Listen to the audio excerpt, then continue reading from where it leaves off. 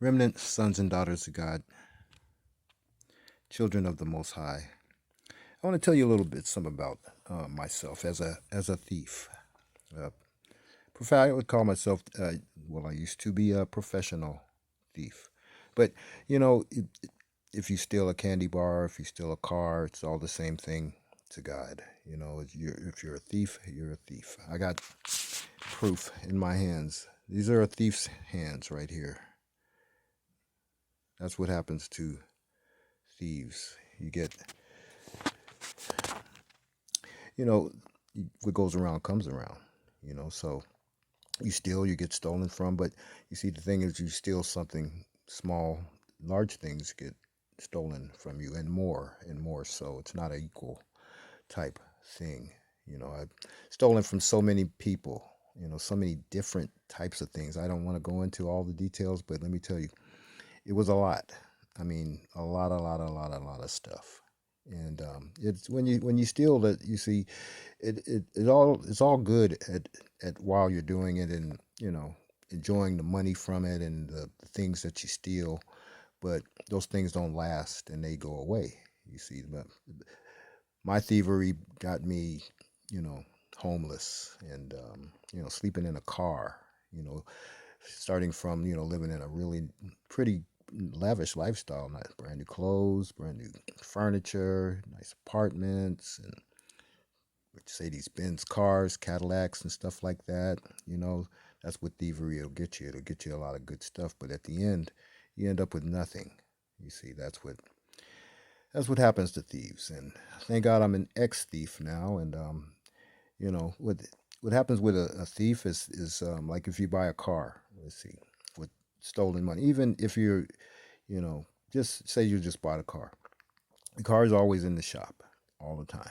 I mean, it's always broken down, or it's just sitting around just waiting to get repaired or something like that. Once a month, once every 3 or 4 months, once every twice a year, and stuff like that. And you don't have the money to get it fixed. That's just an example.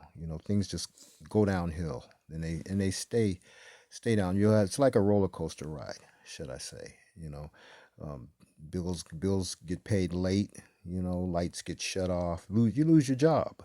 And when you shouldn't have lost it. You don't just a lot of rough stuff because of the law of reaping and sowing. And I stole a lot of money from God too, and I knew better about it. That's the thing. You see, I remember. Yeah, I really won't go into the details of some of the things that I did, as far as stealing money from God physically, but I did, and I regret it now, of course.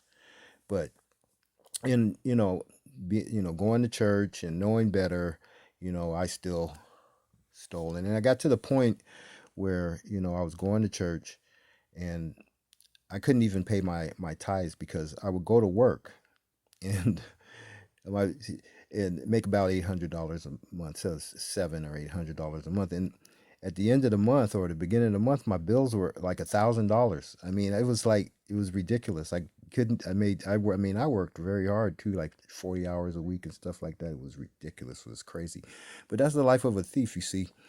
And I couldn't pay my tithes. I got paid from the church because I used to be a pastor's personal assistant, and I didn't even pay tithes on that. How dumb is that? You see, here in Malachi 3:10, it took me a long time to learn what this was, and I knew it too. Malachi 3:8 here, it says, will a man rob God?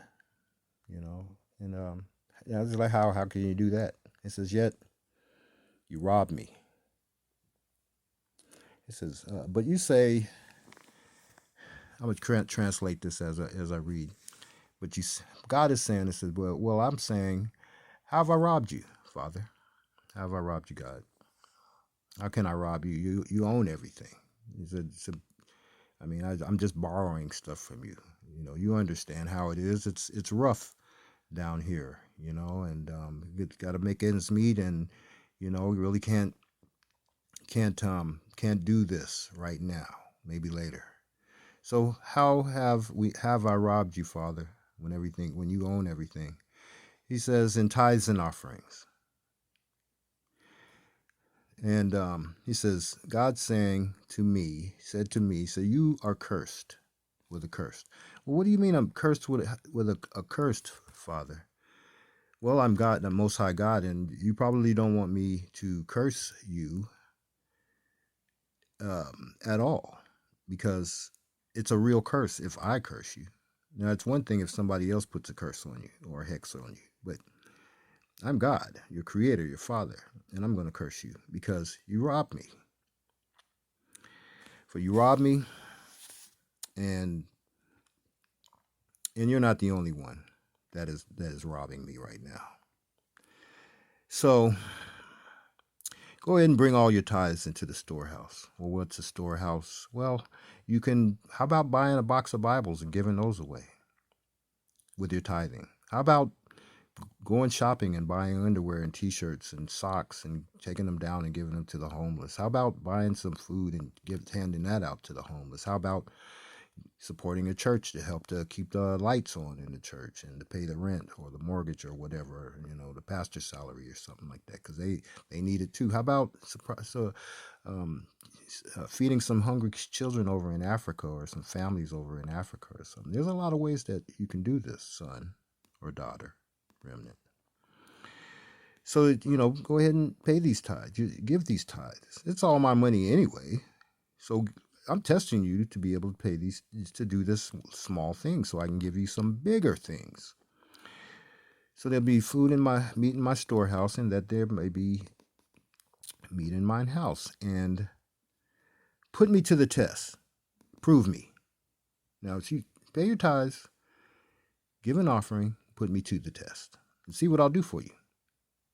And really, go ahead and ask me for something. You start paying your tithes, and I want you to start asking me for things, so I can show you that you're doing the right thing. Herewith saith the Lord of hosts. And I want you to see something. I want you to see that I will open the windows of heaven and pour you out a blessing that you won't be able to have room enough to receive it, just from doing what I asked you to do. I'm going to lift the curse off of you. And not only that, am I going to open the windows of heaven and pour you out a blessing that you don't have room enough to receive. I'm going to rebuke the devourer, the enemy that has been swallowing up all your money. Like you get money and it runs through your fingers like water. You can't hold on to it. And now that's going to stop. I'm going to rebuke the devourer that's been devouring all your money, all your finances, keeping you in hard times. And not only that, the enemy will not be able to destroy the fruits of your ground anymore. The enemy won't be able to bother your finances anymore. I'm going to stop him from messing around with your money. You won't be able to touch it anymore. And everything's going to happen in a timely fashion from now on. There's no more surprises. Cars won't be breaking down all the time. You won't have to go to the doctor as much, or maybe you won't have to go anymore at all. Your car will be able to go for years and years and years and years on it, because I know that you've been replacing these cars every 6 months to a year. You'll be able to pay your rent. You'll be able to buy things for your family, and you'll be able to buy things for yourself also too. And all the nations, everybody will see that you're blessed. And you shall be happy that you don't have to worry about money anymore, saith the Lord of hosts. Go ahead and subscribe to the channel, guys. Give a thumbs up. We need everyone that we get. Please give thumbs up and comment. Leave a comment. Definitely leave a comment and share the video. If you have a prayer request, we'd love to hear from you so we can pray for you also too. So comment and leave a thumbs up.